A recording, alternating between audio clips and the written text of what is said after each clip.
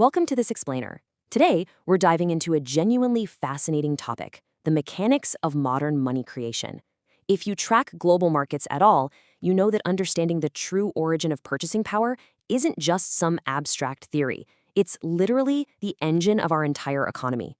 So let's break this down step by step and see how it all actually works. All right, let's jump right into part one, the money creation mystery, illusion versus reality.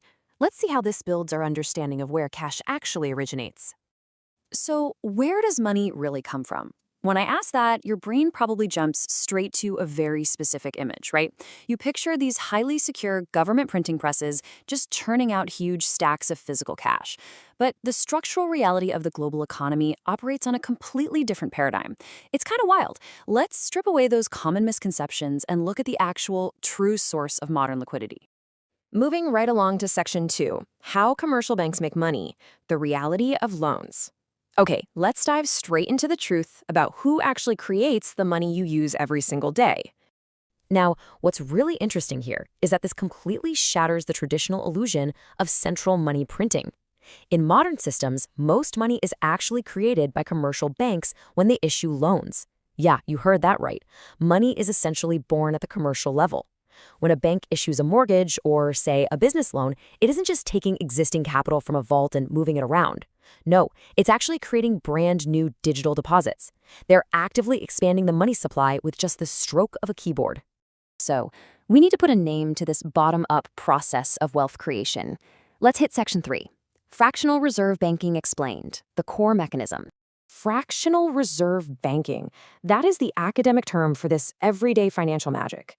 It's the process in modern financial systems where commercial banks create the vast majority of money simply by issuing loans. Basically, these institutions are only required to keep a tiny fraction of their deposits in reserve. The rest of it? Well, it gets lent right back out, multiplying as it ripples through the system. This single mechanism is absolutely the bedrock of modern finance. But if commercial banks are on the ground making all the money, who's overseeing the big picture? That brings us to Section 4, the central bank's role, top-down management. The crucial point here is the contrast you see on this widescreen comparison. There's a very distinct division of labor in the system. Commercial banks act as the engine of the economy, right? They're actively generating new money through everyday lending. Central banks, on the other hand, act as the steering wheel. They don't create the bulk of the money directly. Instead, they manage the overall supply from the top down by pulling those critical levers of interest rates and reserve requirements. When you visualize this breakdown in a 3D space, the disparity in scale is just staggering. Bank loans account for roughly 95% of the money supply in modern economies. Physical cash and central bank reserves, they make up a mere 5%. So the vast, overwhelming majority of global wealth is quite literally just digital accounting generated by commercial debt. To put it in perspective, physical currency is basically just a rounding error. Whether you're researching this for a project or just exploring for yourself, let's tie these distinct roles all together in Section 5, Understanding the Global Economy, the Big Picture. Let's quickly review these structural pillars that actually keep the modern economy turning. It's such a fascinating topic because it completely defies our basic assumptions.